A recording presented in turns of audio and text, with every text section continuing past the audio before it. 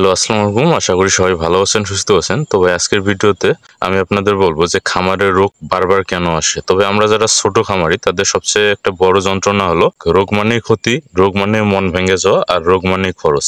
আমি নিজেও প্রায় 3.5 বছর ধরে খামার করছি। 5টা গরু আছে বর্তমানে আমার। ছোট একটা জায়গা, বেশ আয় না, কিন্তু চেষ্টা করছি টিকে থাকার জন্য। আর এই 3 বছরে আমি যে জিনিসটা সবচেয়ে বেশি বুঝেছি তা হলো ভাই, গরুর রোগ একবার ধরলে পুরো খামারটাই অস্থির হয়ে যায়।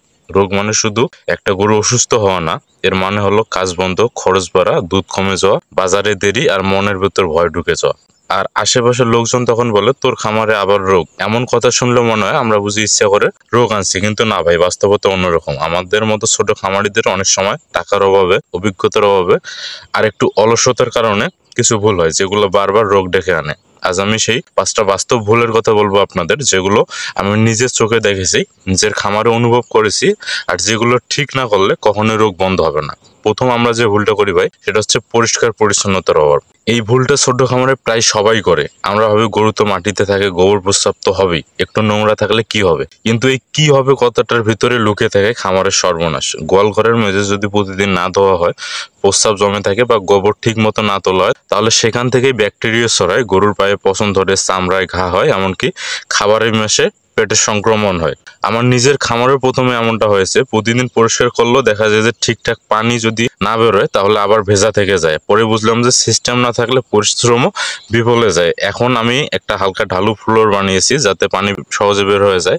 এটা খরচ কম, কিন্তু কাজ অনেক বড়। আরেকটা ভুল যেটা করি ভাই, আমরা সবাই জানি যে পানি জীবন, কিন্তু খামারে এই পানি কখনো কখনো মৃত্যুর কারণ হয়ে যায়। অনেক খামারে টাঙ্কির পানি বা পুকুরের পানি সরাসরি দেওয়া হয়, দেখতে পরিষ্কার মনে হলো সেই পানিতে থাকতে পারে জীবাণু, পোকা, এমনকি রাসায়নিকও। আরেকটা কথা বলতে চাই ভাই, খাবারের কথা। দেখেন ভাই, ভুসি, খুদ, খোল এগুলো অনেকেই আমরা খোলা বাজার থেকে কিনে নিয়ে আসি, কিন্তু সেগুলো কোথায় শুকানো হয়েছে, তাতে আর্দ্রতা আছে কিনা সেটা কেউ দেখে না। এই আর্দ্র খাবারে ফাঙ্গাস ধরে, আর সেটা গরুর পেটে গেলে বিষক্রিয়া হয়, রোগ আসে, দুধ কমে, এমনকি গরুর শরীর ফুলে যায়। আমি এখন যা করি, খাবার রান্নার পর প্রথমে একটা পলিথিনে শুকিয়ে নেই, তারপর মিশ্রণ করি। এতে হয়তো আধা ঘন্টা সময় বেশি লাগে, কিন্তু রোগ অনেক কমে গেছে ভাই। আরেকটা যেটা আমরা ভুল করে থাকি, যে নতুন একটা গরু কিনে আনার পর আলাদা না রাখা। এটা এমন একটা ভুল যেটা অনেক খামারি জানেন কিন্তু মেনে চলেন না। নতুন গরু মানে নতুন ব্যাকটেরিয়া, নতুন ভাইরাস, নতুন ঝুঁকি।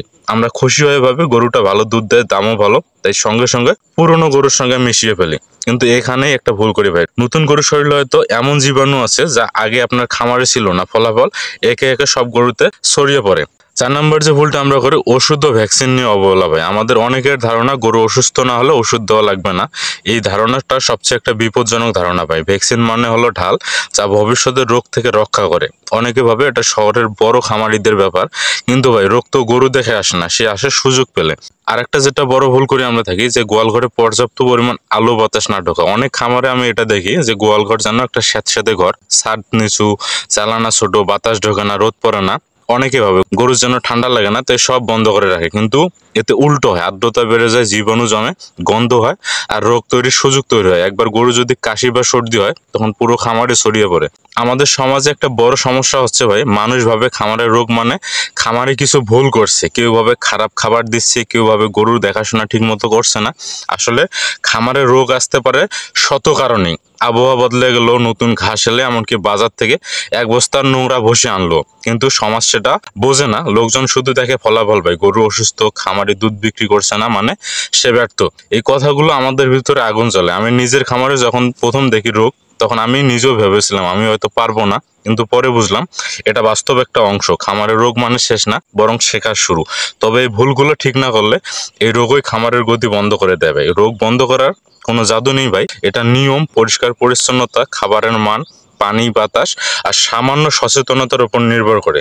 আমি বড় খামারি না, এখনো শিখছি, কিন্তু এত বছর পর একটা কথাই বুঝেছি ভাই, রোগ থামে তখনই যখন আমরা ছোট ছোট জিনিসের যত্ন নেই।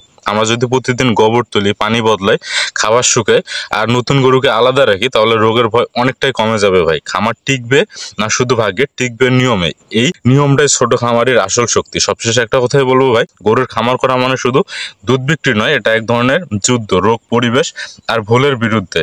আমরা যদি সত্যি বুঝে কাজ করি, তাহলে একদিন আমাদের ছোট খামারগুলো হবে বাংলাদেশের আসল শক্তি। রোগ আসবে যাবে, কিন্তু জ্ঞান আর নিয়ম থাকলে খামার থাকবে। সবাই ভালো থাকবেন, সুস্থ থাকবেন। দেখা হবে আগামী ভিডিওতে নতুন কোনো জিনিস নিয়ে। সে পর্যন্ত আল্লাহ হাফেজ।